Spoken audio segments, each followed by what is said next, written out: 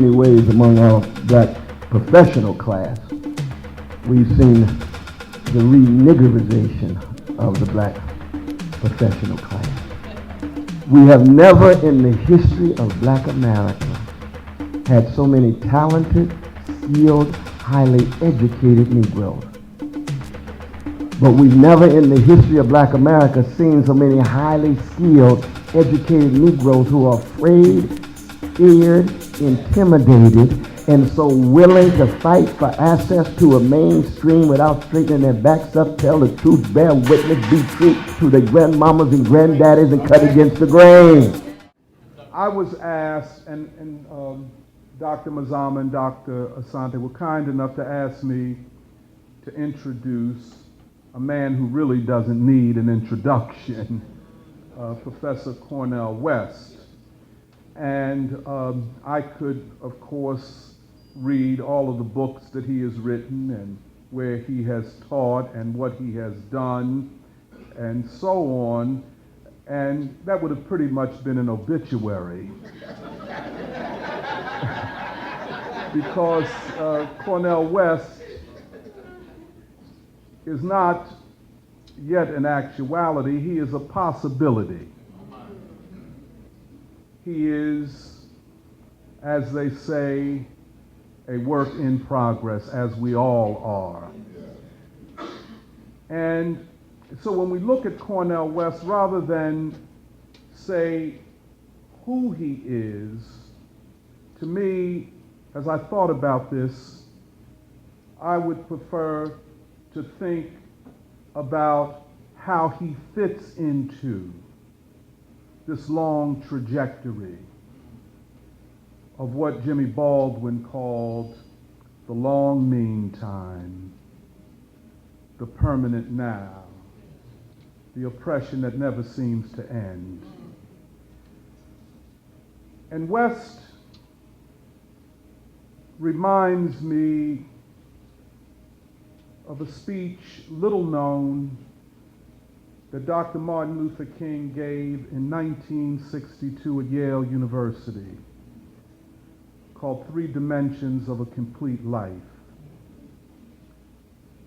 And as I observe and am inspired by Cornel West, I see a human being who is attempting to achieve completeness in his life.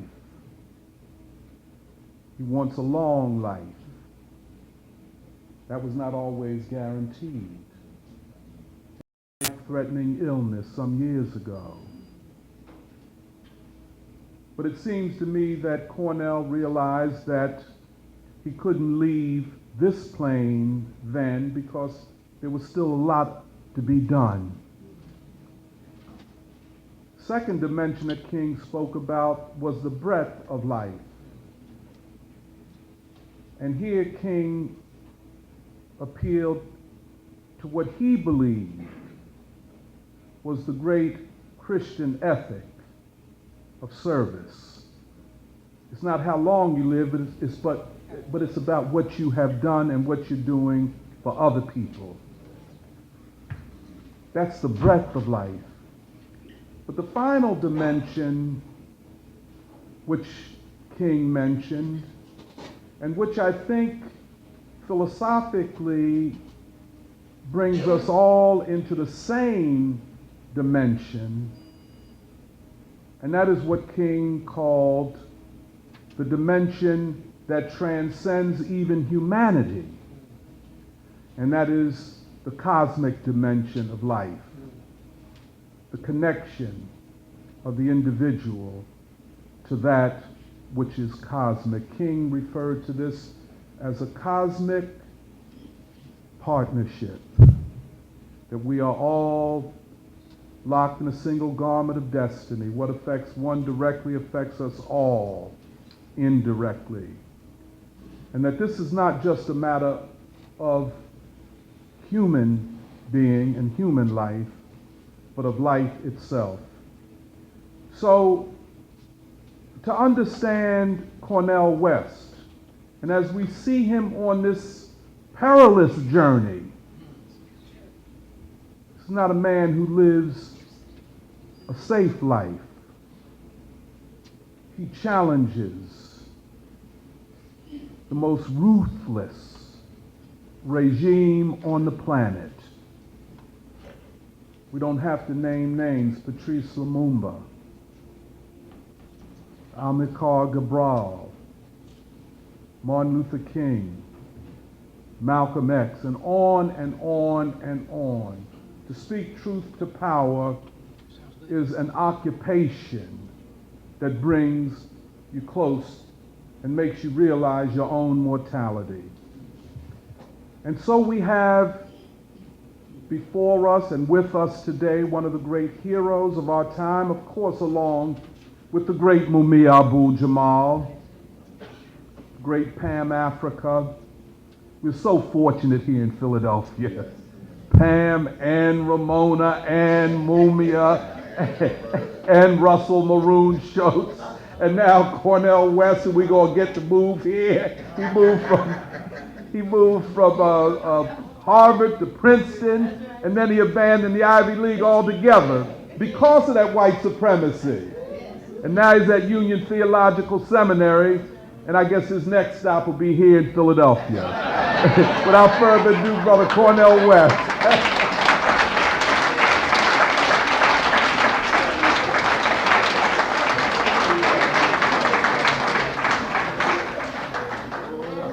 Brother, Dr. Comrade, Revolutionary Tony Monteiro. Give him another hand. Give him another hand. Indeed. Salute you, brother. Salute you, brother. He is a long-distance runner, like so many of you out there. I want to begin, of course, by acknowledging the fact that when I got the call from my dear brother, Professor Dr. Malefi Asante, he said there's a gathering on Afrocentricity International, the second annual World Conference. I said it would be a blessing to be here. And it would be a blessing because we've had so many wonderful moments together, along with my dear sister and Dr.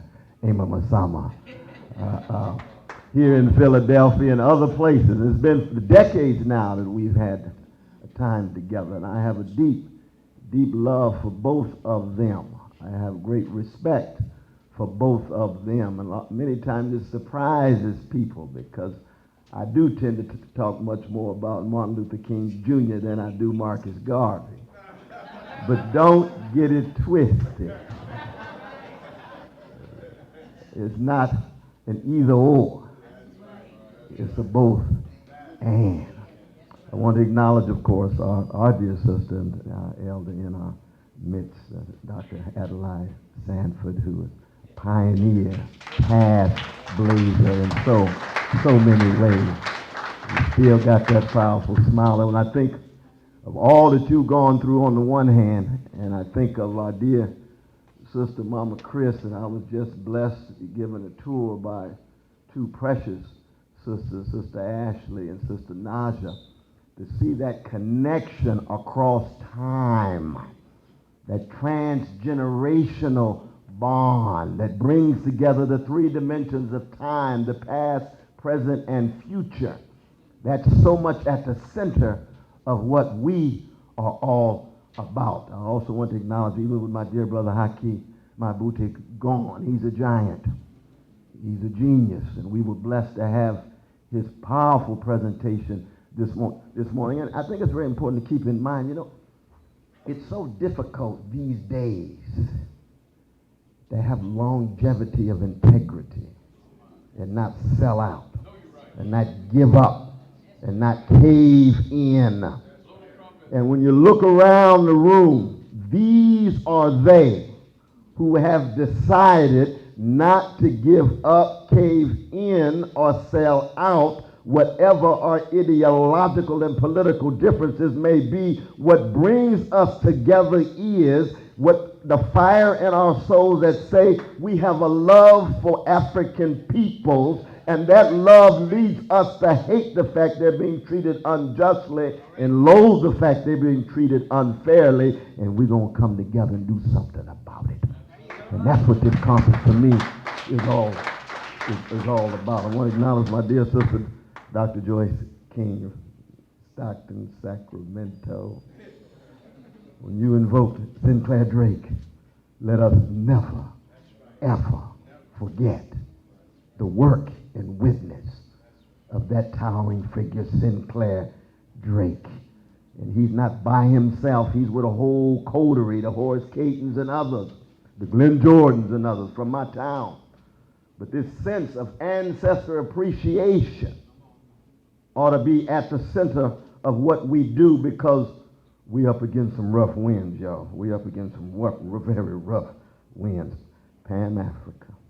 Every time I set eyes on my dear sister, it adds years to my life. It adds years to my life. It does. It really does, sister. And when I went to see Brother Mumi Abu Jamal for the first time with tears in my eyes, we were together for 4 hours on Monday. I went with James Cone, the founder of Black Liberation Theology. I went with Brother Chris Hedges on the vanilla side of town, fundamentally committed to freedom, justice, dignity, in the John Brown tradition, in the Miles Horton tradition, in the Ann Braden tradition. There are some vanilla brothers and sisters who sometimes love black people more than black people love themselves. Now, it's not a mass movement. They got a lot of cousins. I'm talking about that slice, that sliver. But we want to acknowledge it, because in the end, of course, the best of our traditions always said that it's a human affair. I know Brother Dr. Leonard Jeffries will be here, and I'm going to be here for him, and Dr. Patricia Reed Merritt I want to acknowledge, and of course, our dear brother Dr. Maulana Karanga I want to acknowledge as well. I see Brother Ron Daniels in the house. Give him a hand. Give this brother a hand.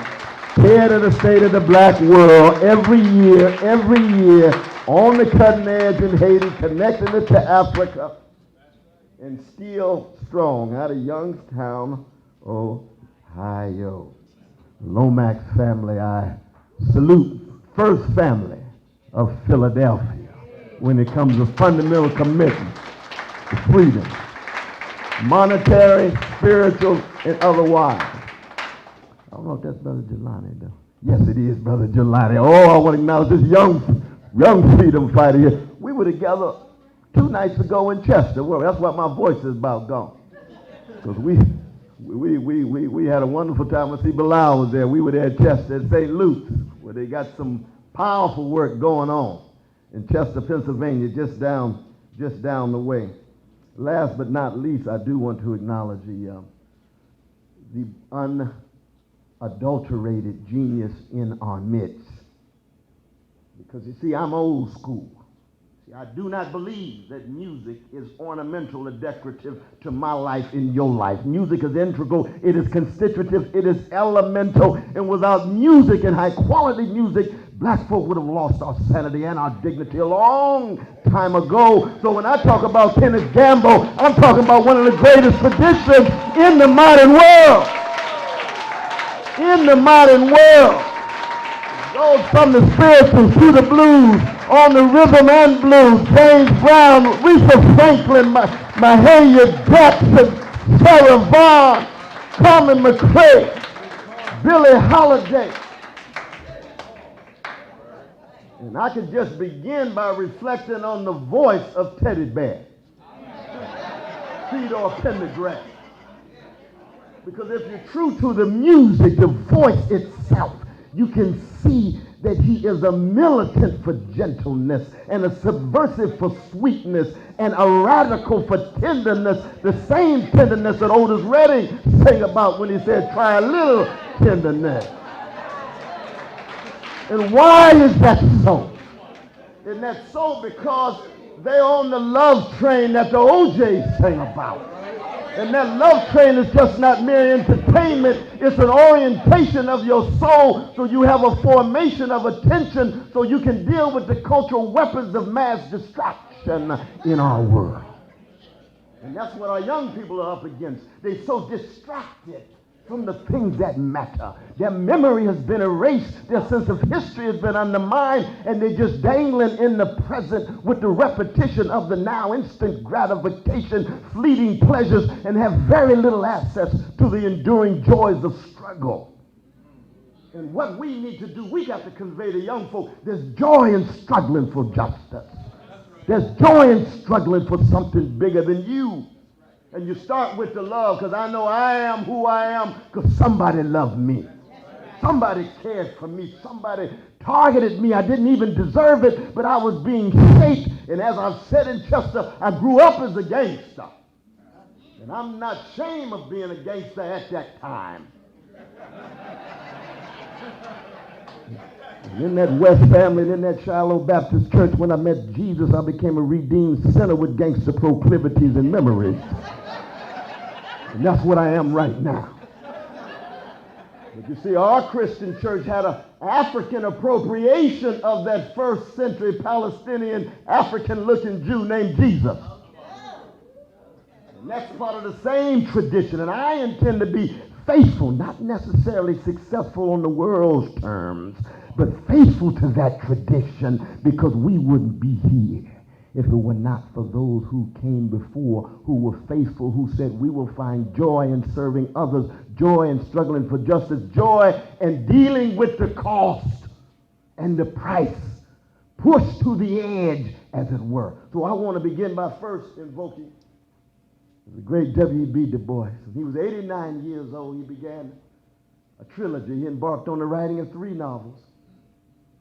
The Ordeal of Manzart, 1957. Manzart founds a school like Imhotep. 1959. In the ended world of color, 1961. And he was then 93 years old. That's the kind of love W.B. Du Bois had for African peoples. And he said, I've been wrestling with questions for over 75 years. On page 75 of that first novel, The Ordeal of Manzart. What are the questions, the great Du Bois? First, how shall integrity face oppression? What does honesty do in the face of deception? Decency in the face of insult. What shall virtue do to meet brute force? And Du Bois says, I've been wrestling with the question. I haven't been able to answer it adequate for me or anybody else. But when you look at my life, connected to a struggle of a people in every corner of the world that's been dealing with a vicious legacy of white supremacy that attempts to terrorize, traumatize, and stigmatize a people to such a degree that they consent to their own oppression. That's what it is. And Marcus Garvey has a response to the great W.B. Du Bois. I take Garvey seriously when he says the world has made being black a crime. I intend to make it a virtue. And as long as the masses of black people live in the present psychic, spiritual, cultural, political, and economic state, the masses of them will live lives of ruin and disaster. And keep in mind, he's talking about the masses. He's not talking about the highly successful, often highly educated ones who are well adjusted to injustice. Oh, no, he's not talking about this. They can break all the glass ceilings that they want. But if Letitia and Jamal and Ray Ray and Babe Bra and LaShale still catching hell on the block, dealing with massive unemployment, indecent housing, decrepit public educational systems, assaulted and attacked day by profiteers, just can't wait to make big money on it. Close the schools and make money for the others, as if their lives don't count. That's what Garvey was talking about. But what I loved about the Garvey rallies, and if I had been around in the 20s, my brother Malefe, I would have been a member. Oh, I would have been a member. Because even as a Jesus-loving free black man, I can be a Garveyist without being a Garveyite and part of the movement. And they always had a man leading the rally that said what? The Negro is not afraid. Ooh, that's fundamental, isn't it? Because there's no way that the lie, namely the white supremacist lie, can live unless we remain courageous and not afraid. The only thing that breaks it is when folks straighten their backs up and quit laughing when it ain't funny and scratching when it don't itch. Quit wearing the mask. Stand like Sly Stone said, stand as a cross for you to bear. Things that go through if you going anywhere, there's a midget standing tall and a giant beside him about to fall.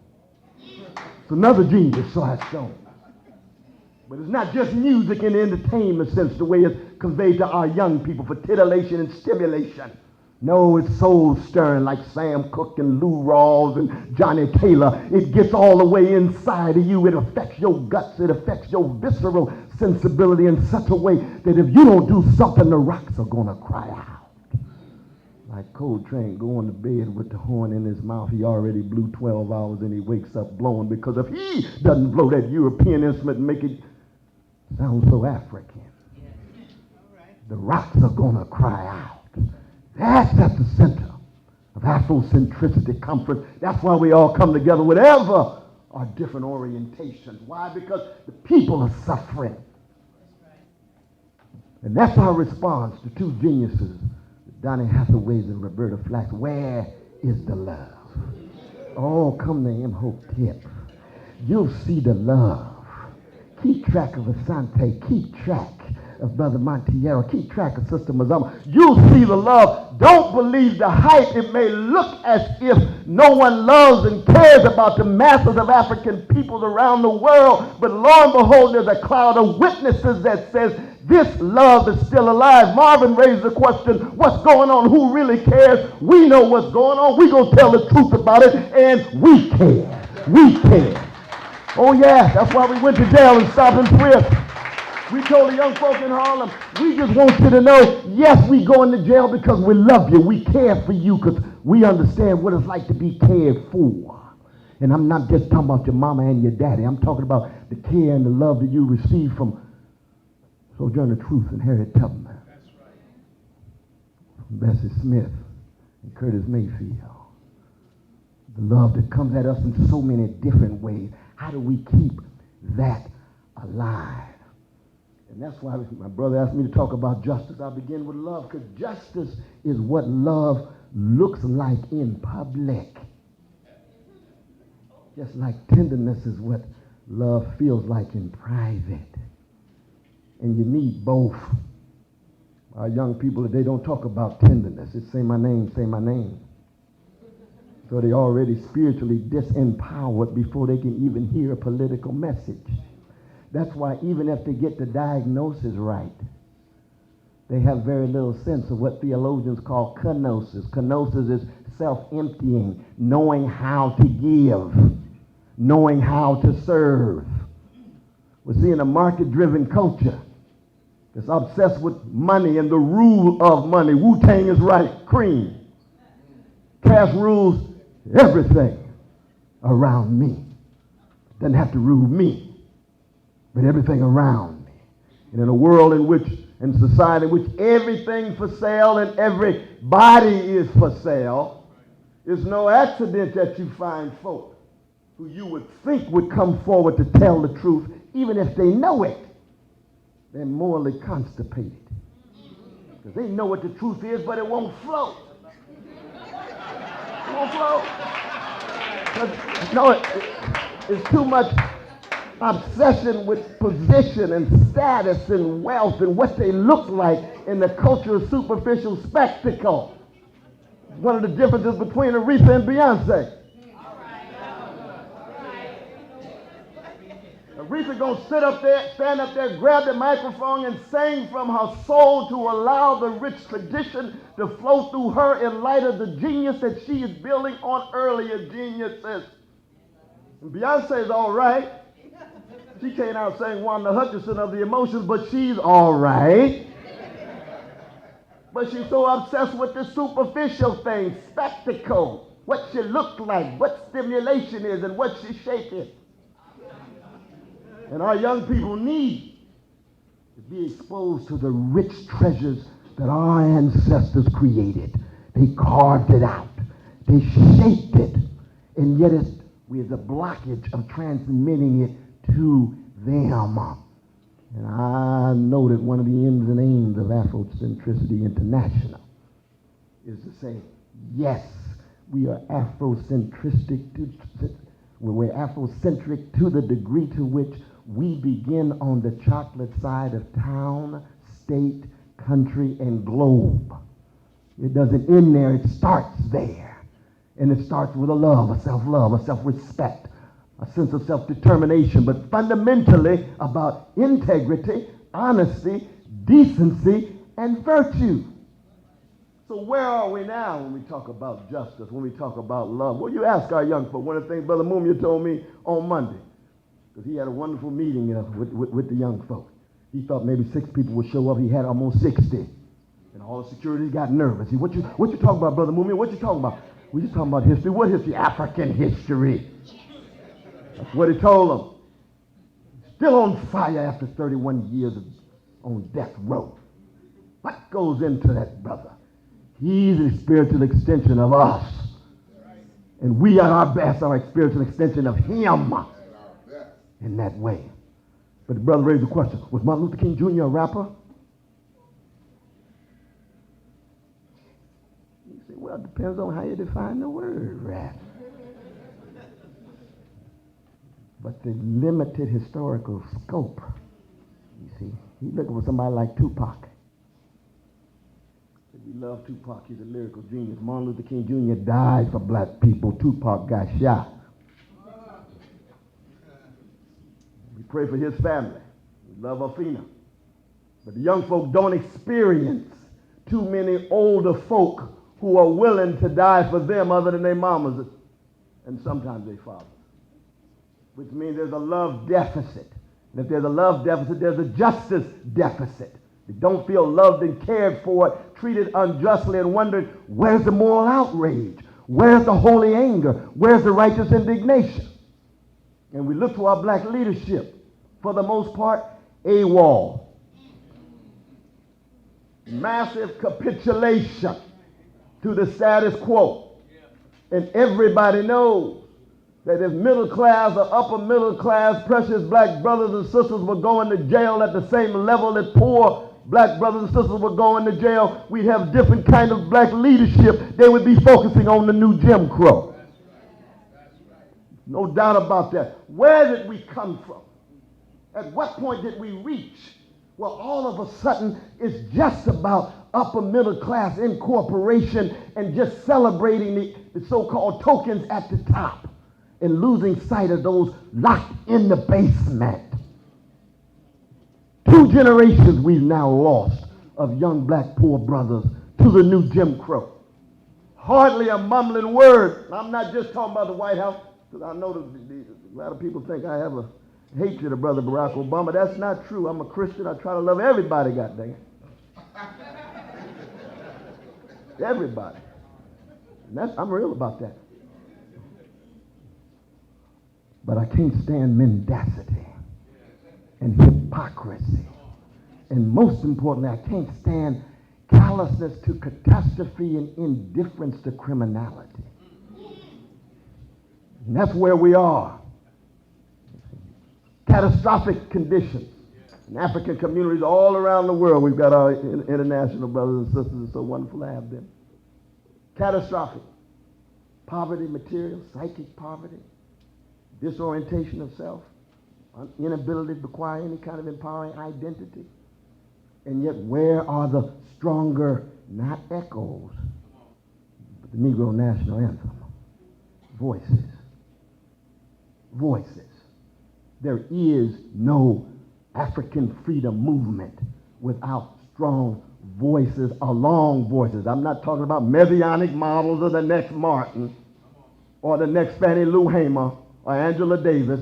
I'm talking about voices alongside, trying to speak painful truths. The condition of truth is always to allow suffering to speak.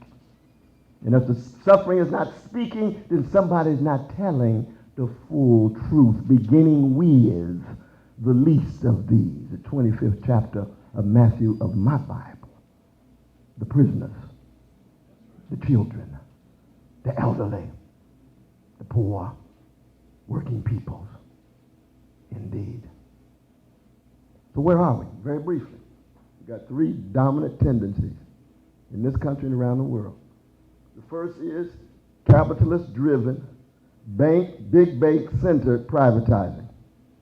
42% of all the profits in America go to banks. 42%. 30 years ago, they went to multinational corporations. What's the difference between a multinational corporation and a bank? Corporations exploit its workers, but at least they produce products, like cars. Banks produce deals. That's why Wall Street can break all the records, doesn't translate into nothing when it comes to the real economy, because the money is stuck at the top. And when they get caught, because most of them are obsessed with the 11th commandment, thou shalt not get caught. True. Because of dominant forms of Wall Street criminality, insider trading, market manipulation, fraudulent accounting, across the board, not one executive of a Wall Street firm, not just going to jail, even investigated, let alone prosecuted. But let one of our precious brothers and sisters get caught with a crack bag. Going straight to jail. That's morally obscene, it's spiritually profane, and our young people know, and they wonder, how come people are not casting a limelight on our situation? They eliminate welfare for the poor, but the banks get $787 billion and $16 trillion so far, relatively interest-free loans, but students get locked into loans, high-interest loans, with no ability to declare bankruptcy. It is now more than $1 trillion of debt for students, but the bank's getting off scot-free. And you look, Congress, White House, sites of legalized bribery and normalized corruption because of the lobbyists. And everybody knows the role of big money in Washington. How many lobbyists do we have on K Street for poor people? Marion Wright Edelman and about two others. How many for just African babies? Hardly any. And yet things proceed business as usual. I know I'm going on too long. I'm going to cut this off, my brother, because I get too fired up in Philadelphia here. but the privatizing. The second is the militarizing. We are witnessing the decline of the American empire, the deep cultural decay of the empire, and the political disarray of the empire. You got 1% of the population own 42% of all the wealth. The top 400 individuals have wealth equivalent to the bottom 150 million. Now, this is the United States. I learned something from the other country. But we're talking about the empire at this moment. 400 individuals at the top have wealth equivalent to 150 million of all colors. That's a key sweat moment. Something just ain't right. A whole lot of greed going on. A whole lot of avarice going on. A whole lot of unaccountability, unanswerability, irresponsibility going on. But the militarizing and the privatizing go hand in hand. You see, they have now militarized cyberspace. I just did an interview with Julian Assange in the Ecuadorian embassy in London just last week. You all know Julian Assange, the founder of WikiLeaks, trying to keep track of all of the secrets of the dirty wars. It's reflected in Jeremy Scahill's new book on the dirty war. The 4,000 civilians already killed by bombs dropped by U.S. drones. 220 innocent children already killed by bombs dropped by U.S. drones. And the connection between that militarizing and that privatizing. If that connection continues to get tighter, we are moving toward autocratic, authoritarian, crypto-fascist rule. Right now, American citizens can be detained without due process. That's the National Defense Authorization Act. Can be assassinated without due process. National Defense Authorization Act. So what does it do? It creates a culture of fear for people who want to resist. people who want to tell the truth. That's part of what Struggle at Temple is all about. Because they know, they have a sense of the folk who really want to tell the truth. If they criminalize our young people and create a culture of fear, and I'm going to end on this last note, because in so many ways among our black professional class, we've seen the re-niggerization of the black professional class. We have never in the history of black America had so many talented, skilled, highly educated Negroes. But we've never in the history of black America seen so many highly skilled, educated Negroes who are afraid, scared, intimidated, and so willing to fight for access to a mainstream without straightening their backs up, tell the truth, bear witness, be true to their grandmamas and granddaddies, and cut against the grain. And therefore, even when we talk about education, I love the magnificent stories and pictures here in the classrooms of this grand institution to try to remain faithful, not just successful. Because the class division has intensified. And historically, it's been the Garveys and the Ella Bakers and the W.B. Du Boises who could cut through it and say, we in this all together. We either hang together or we hang separately. That's for Christians, Muslims, Buddhists, Hindus, atheists, agnostics, all those who are willing to make a bid for integrity, honesty, decency, and a sense of virtue. And I'm just so very blessed to be here to say a word, lay bare my own humble opinion as to where we are. Am I optimistic? Hell no, I'm not optimistic. I'm a blues man in the life of the mind. A blues man is never optimistic. It doesn't even exist. Been down so long, the down don't worry me no more. That's why I keep keeping on. Nobody loves me but my mama. She might be driving too. That's BB. He's the king of the blues. That's not optimistic. He's a prisoner of hope. We have to be prisoners of hope. And when you're a prisoner of hope, you're tied to remembrance, you're tied to reverence, something bigger than you, and you're tied to resistance, and you bear witness and pass on the tradition to the next generation. Thank you all so very much for having us.